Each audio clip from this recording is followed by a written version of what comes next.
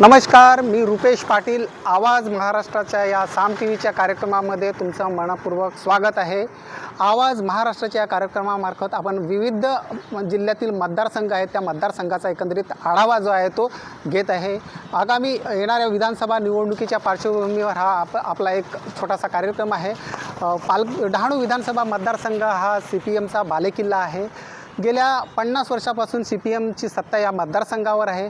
मात्र 2014 साली हाच मतदारसंघाला सुरुंग लावण्याचं काम जे आहे ते भाजपने केले. भाजपला 5 वर्ष संधी दिल्यानंतर पुन्हा CPMने तो गड जो आहे तो काबीज केलेला आहे. मात्र CPMची सत्ता असताना या मतदारसंघामध्ये खरंच विकास झाला आहे का किंवा काय विकास होणं अपेक्षित आहे, ह्या साऱ्या गोष्टी ज्या आहेत त्या आपण जाणून घेणार आहोत स्थानिक येथील रहिवाशांकडून.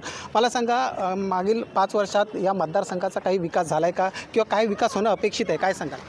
सर, आपला प्रश्न अतिशय सुंदर आणि चांगला आहे. मी या विभागामध्ये जवळजवळ 35 वर्षापासून राहतो आणि 35 वर्षापासून हा लोकसभेचा मतदारसंघ असो की विधानसभेचा मतदारसंघ असो, हा प्रामुख्याने आदिवासी अनुसूचित जमातीसाठी मतदारसंघ आहे.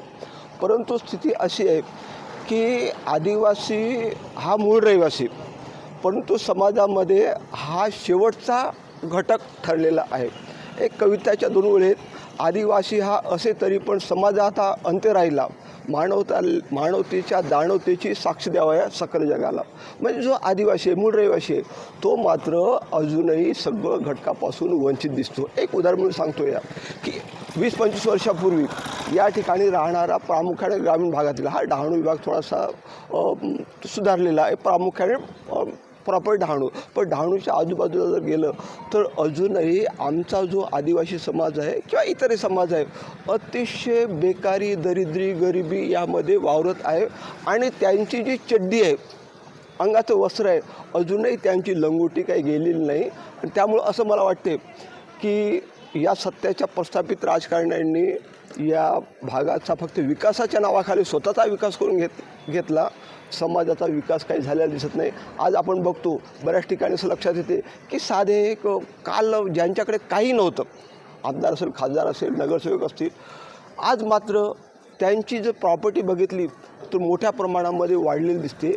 म्हणजे असं लक्षात येते, कदाचित राजकारण लोकांना त्याचं वाईट वाटेल, पण फॅक्ट अशी आहे की प्रस्थापितांनी किंवा या राजकारण लोकांनी स्वतःचा फायदा करून घेतलेला आहे. समाजातील तळागाळातील लोकांचा अजिबात फायदा झालेला नाही.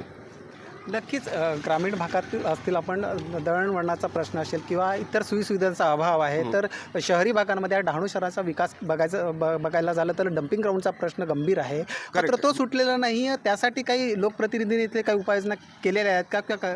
काय सांगाल त्याबद्दल? तुमचा प्रश्न अतिशय चांगला आहे. मी ज्या भागामध्ये राहतो त्या भागामध्ये माझ्या घराच्या बाजूला मोठ्या प्रमाणामध्ये कचरा साचलेला असतो. वारंवार ते जे कोणी पदाधिकारी असतील किंवा त्यांच्याशी संबंधित लोक असतील, कॉन्ट्रॅक्टर असतील, त्यांना मी वारंवार फोन करतो.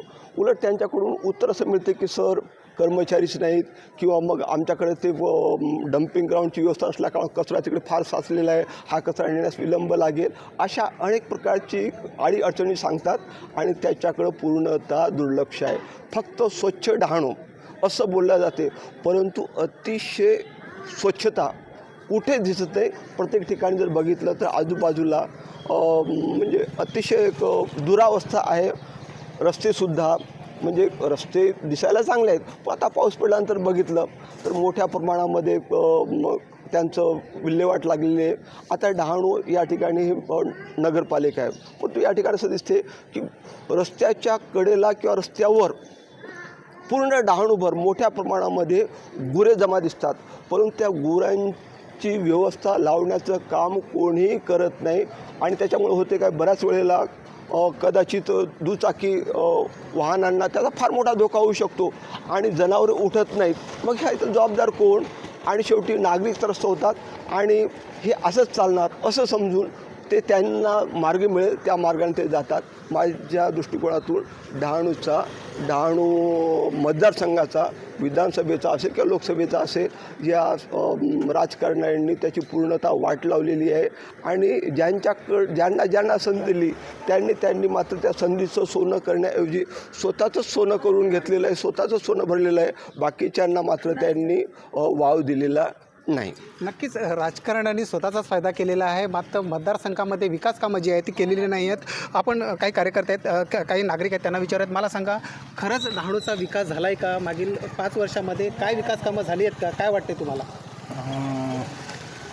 प्रथम तुमचे धन्यवाद की तुम्ही आम्हाला इथे ह्या चॅनलवरती बोलण्याची संधी दिली. मला असं सांगायचं आहे की विकास म्हणून मला अजूनपर्यंत दिसलाच नाही. विकासाचा जन्मसांते झाला आहे सांगते मोदी सरकारच्या काळात, पण मागील 5 वर्षात सांगितलं तर तुम्ही रस्ते बघा, एकंदरीत तुम्हाला मुख्य रस्ते आहेत ते तुम्हाला थोडेफार चांगले दिसतील, पण जे ग्रामीण भागात ॲक्च्युअली पाहिजेत त्या रस्त्यांची व्यवस्था एकदम दुरावस्था आहे. आणि दुसरी गोष्ट म्हणजे एक खेडोपाड्यात तुम्ही गावपाड्यावर बघितलं तर लाईटची व्यवस्था नाही आहे. तसंच त्यांच्या रस्त्यांची व्यवस्था नाही. छोटे छोटे जे मधले रस्ते आहेत ते अतिशय म्हणजे अजून त्या बैलगाडीचे कशी जाते, बैलगाडी पण नाही जाणार त्या पद्धतीचे रस्ते झालेले आहेत. आणि विजेच्या समस्या सांगितली तर त्याच्या व्यतिरिक्त अनेक लोकांचे प्रश्न आहेत की जसे की आज तलाठी ऑफिस असेल, तहसीलदार ऑफिस असेल, प्रांत ऑफिस असेल, लोकांचे जे छोट्या छोट्या समस्या आहे. उदाहरण घेतलं तुम्ही उत्पन्नाचा दाखला काढायला पण तुम्हाला 4 फेऱ्या मारायला लागतात. मग कामं होणार कशी लोकांची? तुम्ही बघाल तर लोकांच्या लाईन लागलेली असते आणि एकेका व्यक्तीला कितीतरी फेऱ्या काढायला लावतात. त्याच्यामुळे कसं विकास काय सांगाल तुम्ही? विकासाची व्याख्या काय आहे नेमकी? अगदी रस्तेच झाले आहे, बिल्डिंग झालं आहे म्हणजे विकास नाही आहे. लोकांचं दरडोई उत्पन्न वाढलं पाहिजे, लोकांच्या हातात कामधंदा भेटला पाहिजे, तेव्हा कुठे त्यांचं उत्पन्नात वाढेल आणि जी बेकारी आहे ती वाढेल.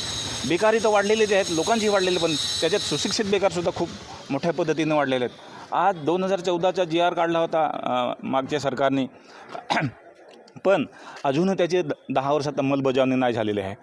मग आम्ही थोडं सांगितलं होतं की आम्हाला तुम्ही नोकऱ्या द्या, असं तुम्ही थोडं सांगितलं, आम्ही थोडं सांगितलं की आम्हाला नोकऱ्या द्या. तुम्हीच सांगितलं का ह्या नोकऱ्या द्या. तुम्हीच सांगून आता तुम्हीच जागा भरत नाही, मग आम्ही करायचं काय? आम्हाला शोक आला होता काय? आम्ही तर नाही शिकत होतो ना शाळेत. कशाला शाळा काढल्या तुम्ही? तुम्हाला जर सरकारी शिक्षण ते सरकारी नोकऱ्या द्यायच्या नसतील मग कशाला तुम्ही आम्हाला शिकवतात? बंद करून टाका ते प्रकल्प ऑफिस. काय गरज आहे? पूर्वी पण आम्ही जगतच होतो. जगायला काय शिक्षण लागतं का? फक्त अंगाची मेहनत, शेतात काम करायची मेहनत लागते, एवढं काप आहे. आणि असं नाही की तुम्ही जो शिकलेला नाही माणूस तो काही जगत नाही आहे, भरपूर शकतो.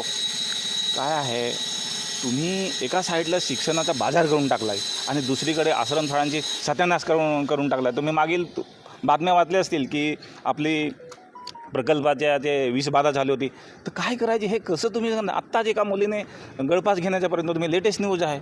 मग काय आहे आश्रमशाळेची परिस्थिती ही आहे. आज सांगतो का, मी आज एका ग्रॅज्युएट माणसाला 3रीचा फॉर्म भरायला दिला, त्यांनी 3रीचा फॉर्म नाही भरतायत, अशी त्या ग्रॅज्युएट झालेल्या माणसाची अवस्था आहे. मग नको शिकू ना, दुरवस्था चालली आहे. मग करायचं काय आदिवासी लोकांनी? आज मी पण ग्रॅज्युएट झालेलं आहे, पण आम्ही थोडंसं चांगलं तेव्हा शिक्षण घेतलं, पण सध्याची शिक्षणाची व्यवस्था अतिशय खालावलेली आहे आणि त्याला सरकार पण जबाबदार आहे आणि लोकप्रतिनिधी पण जबाबदार आहेत. आणि ह्या कोणत्याही आरोग्याची असेल, शिक्षण असेल किंवा हा विकास सांगता तू व्यापारीकरण, बाजारीकरण, सगळ्या काही गोष्टीचा सत्यानाश झालेला आहे डहाणू विधानसभा, एकूण पालघर. धन्यवाद. नक्कीच शिक्षणाचं बाजारीकरण झालेलं आहे. सगळ्याच गोष्टींच्या अडचणी ज्या आहेत त्या सर्वसामान्य नागरिकांना सहन करावं लागतात. इथे सर्वात मोठा ग्रामीण भाग आहे आणि ग्रामीण भागांमध्ये आजही रोजगार नाही आहे, रोजगाराच्या संधी नाही आहेत. आपण त्यांना विचारत नेमक्या काय रोजगार मिळाला आहे का तुम्हाला 5 वर्षामध्ये काही? धन्यवाद. सर्वप्रथम मी साम टीव्हीचे आभार व्यक्त करतो की त्यांनी जनतेचा जो प्रश्न आहे तो प्रश्न आज आपल्या टीव्हीच्या माध्यमातून लोकांना दाखवतात, सांगतात. सर्वप्रथम माझे मी परिचय देतो. माझे नाव दुर्गेश मौर्य आहे आणि मी भारतीय युवा मोर्चाचा प्रदेश अध्यक्ष आहे आणि राहिला डहाणूमध्ये. डहाणू विधानसभा जर विचार केला तर डहाणूची परिस्थिती खूप बिकट आहे. जसं सरांनी सांगितलं की 50 वर्ष इकडे CPMने शासन केलं, काँग्रेसने शासन केलं, आता BJP शासन करत आहेत. मला असं म्हणायचं आहे की फक्त BJPच्या ही जी समस्या देशामध्ये आहेत किंवा डहाणूमध्ये आहेत, ती समस्या फक्त BJP निर्माण नाही केलं आहे. ह्याच्या तो CPMवालेसुद्धा आहेत, काँग्रेससुद्धा आहेत आणि BJPवालेसुद्धा आहेत. आणि विकासाच्या जर गोष्टी केल्या आणि रोजगाराच्या जर गोष्टी केल्या तर डहाणू तलासरीमध्ये असे कितीतरी पोरं आहेत जे DED BED केलेले आहेत, ग्रॅज्युएशन आहेत, पण त्यांना आजपर्यंत रोजगार मिळत नाही. आणि ज्या ठिकाणी रोजगार जरी मिळत आहेत त्यांना मोठमोठे आंदोलनं करावं लागत आहेत, मोर्चा करावा लागत आहेत. पेशाने भरती करायला पाहिजे, पण त्यासाठी त्यांना मोर्चा करावा लागत आहेत. मी ह्या तुमच्या टीव्हीच्या माध्यमातून सांगू, जे युवक आहेत खास करून आदिवासी समाज युवक आहेत त्यांना मी सांगू इच्छितो की तुम्ही पेशा कायद्याला भांडण करण्याऐवजी बाबासाहेबांनी तुम्हाला जे घटनेमध्ये 5वी 6वी अनुसूची दिले ते 5वी आणि 6वी अनुसूची भांडण केलं पाहिजे. पेशा कायदा का सांगतं की ज्या ठिकाणी मोठमोठे ऑफिस असतात तिकडे स्थानिक भरती केली पाहिजे.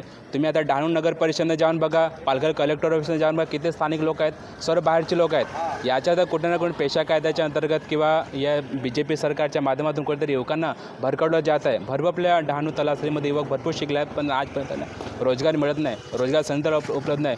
जेवढं आपल्याकडे उंबरगावला GIDC आहे, बोईसरला MIDC आहे, पण त्या MIDCमध्ये सुद्धा मोठ्या प्रमाणावर रोजगार भेटतात, पण रोजगार ह्या लोकांना मुद्दामून दिले जात नाही. त्यांना गुलाम करून ठेवण्याचे काम ह्या जी BJP सरकार आहे ती करत आहे. आणि दुसरी गोष्ट आली विकासाचं. मी डहाणूमध्ये बऱ्याच वर्षापासून बघतोय, फक्त रस्ते बनत आहेत, मोठमोठ्या ठिकाणी लाईटी लागत आहेत, बिल्डिंगा बनत आहेत, पण डहाणूतील जे लोक आहेत तर डहाणूतील लोकांचा विकास कुठे होत आहे? आणि लोकांना विकासाचा अर्थसुद्धा माहिती नाही. त्यांना काय वाटतं की आमच्या गावामध्ये लाईट आहे, रस्ते आहे म्हणजे विकास आपण त्यांना नाही म्हणू शकत. गावातील आणि डहाणूमध्ये जी लोकं असतात ती लोकांचा विकास जोपर्यंत होतो तोपर्यंत आपण विकास म्हणू शकत नाही. आज पण मी बघतो काही जे महिला आहेत, विद्यार्थी आहेत, त्यांना किल्ल्यावरती मोठमोठ्या रांगा लावून ते काय त्यांना काम जे असतं उत्पन्नात दाखलं असेल, जातीत दाखलं, त्यांना दिवसेंदिवस तिकडे फेऱ्या मारावं लागत आहेत. काय मी जे प्रांत अधिकारी किंवा तहसीलदार असेल त्यांना मी सांगू इच्छितो, तुम्ही ह्या आदिवासी लोकांना सांगा की तुम्ही STR तुम्ही प्रमाणपत्र दाखवा. मी त्यांना सांगू इच्छितो की तुम्ही सिद्ध कराल की आदिवासी मिळत नाही. सर्व त्यांच्याकडे पुरावे असतात. ते एक बिचारा जाती दाखला घेण्यात तुम्ही 1000 डॉक्युमेंट मागतात, हे आणा ते आणा, ते तर गोडा करता तो बिचारा पागल होऊन जातो. मग कसं काय तुम्ही ह्या नागरिकांचा विकास याच्यात की BJPच्या माध्यमातून किंवा काँग्रेस जेवढे राजकीय पक्ष आहेत त्या राजकीय पक्षाच्या माध्यमातून फक्त जनतेला सतवण्याचे काम सुरू आहे.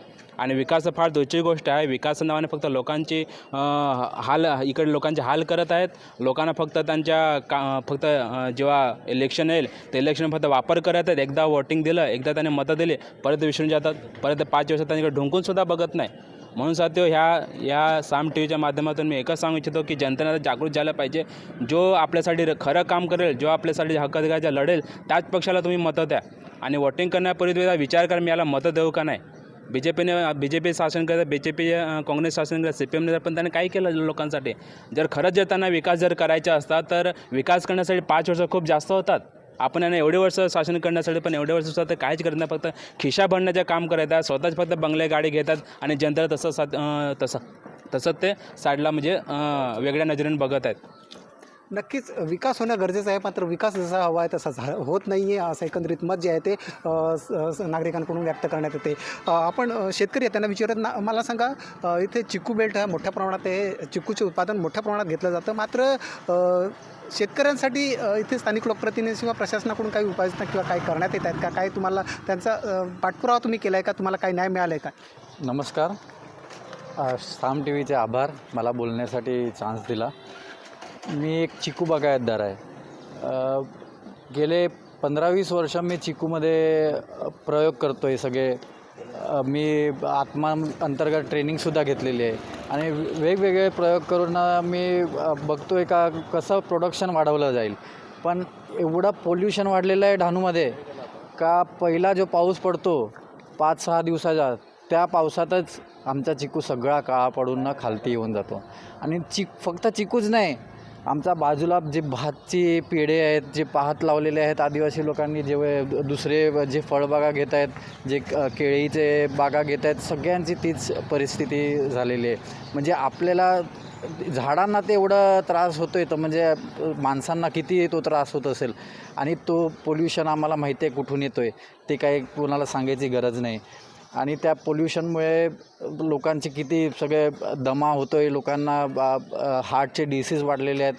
आणि आम्ही कितीदा आंदोलन केली का ते हे पोल्युशन ते गॅसवर करा. आणि आजूबाजूचा पण एरिया पूर्ण GIDCचा आहे आणि त्याच्यामुळे आणि फक्त हा ग्रीन बेल्ट ठेवून ना त्याच्यावर तुम्ही पोल्युशन आपल्यावर लादलं गेलं आहे का तुम्ही ते करत राहा. आज 0 इन्कम आहे चिकूमध्ये आणि पुढे येणारा फूलसुद्धा तो पडून गेलेला आहे. तर मला नाही वाटत काय आणि त्यासाठी कोणी काहीच पुढे येत नाही. आम्ही शेतकऱ्यांनी तर असं ठरवलं आहे या विधानसभेचा बहिष्कार करायचा असं आम्ही सगळ्यांनी ठरवलेलं आहे.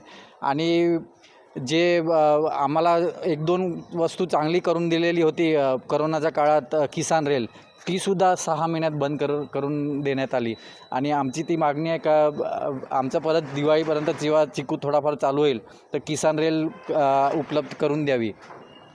आणि त्याचबरोबर आम्हाला जे नुकसान आहे त्याची सर्वे करून, मी असं नाही सांगत सगळ्यांनाच नुकसान भरपाई द्या, तुम्ही शेतांचा सर्वे करा आणि ते सर्वे करून सगळ्या शेतकऱ्यांना तुम्ही नुकसान भरपाई द्या, हीच विनंती नक्कीच शेतकऱ्यांना किंवा स्थानिक नागरिकांचा वाली कोणी राहिलेला नाही. मात्र लोकप्रतिनिधी निवडून येतात, 5 वर्षानंतर पुन्हा ते आश्वासने देतात, मात्र ते पुन्हा विसरून जातात. मात्र विकास विकास विकास म्हटलं जातं, पण विकास होतोच कुठे हेच आता बघणं महत्त्वाचं ठरणार आहे.